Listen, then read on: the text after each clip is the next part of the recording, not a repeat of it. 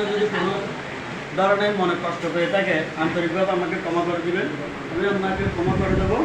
তবে হ্যাঁ, হয়তো বর্ষার মাল উপলক্ষে তারপরে কারো জন্য একটু বেশি থাকে, কারণ অভিভাবকের নাম বললে জিনিসটার সমাধান হয় না।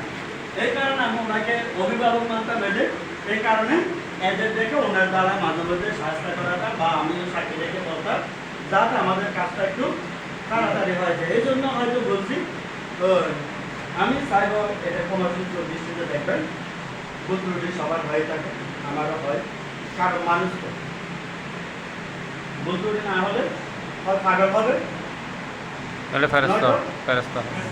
সন্ন্যাসী ফেরেস্তা যেটা বলে সেটাই। তবে আপনারা জানেন অনেক তথ্য আমি শেয়ার করি না প্রয়োজনের তাগিদে, আবার অনেক সত্য তথ্য শেয়ার করি। যেমন আজকের তথ্য যদি আমি শেয়ার করতাম, আগে প্রস্তুতি নিতাম, তাহলে হয়তো আজকে দেখা যেত যে বিভিন্ন কাজ যথাযথ সময়ে সঠিকভাবে সম্পন্ন হতো না। কাজে আমাকে 5-6 জন নিয়ে আবার মিটিং করতে হতো, 7-8 জন নিয়ে মিটিং করতে হতো। মিটিং করতে গিয়ে কাজটাকে আবার একবার হতো, আবার ইশতেহার চাপ পাচ্ছেন আরেক সমস্যা। বিভিন্ন দিক চিন্তা করে আমি বলছি না, আজকে হয়ে যাক। কয়েকজন যখন আমাকে বলছে, আমি বলছি আজকে হঠাৎ করে ফেলবো, যা হওয়া হিসেবে হঠাৎ করে সিদ্ধান্ত নিয়েছি। আমি হুজুর কোচ আমি কিছুক্ষণ আগে মাত্র, আর কেউ বলেছে কিন্তু জিজ্ঞেস করছে, হুজুর বলতেছে বলে না। এখন যাই হোক না কেন একটু জানাতে তো হবে, জানানোও দরকার আমার। তবে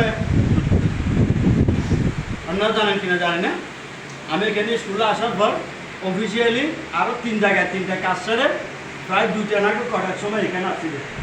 হঠাৎ করে বের হয়ে গেছি।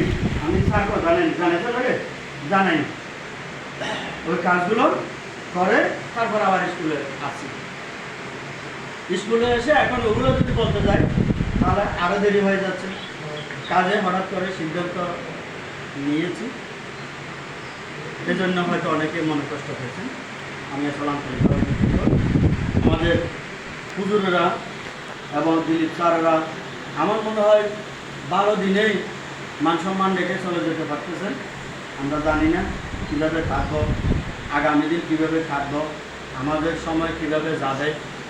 আপনারা যারা কারেন্ট বিল ইউজ করতেছেন তারা হয়তো জানতে পারতেছেন এবছর থেকে মিটার বিল এমএস থেকে আর নিচ্ছে না।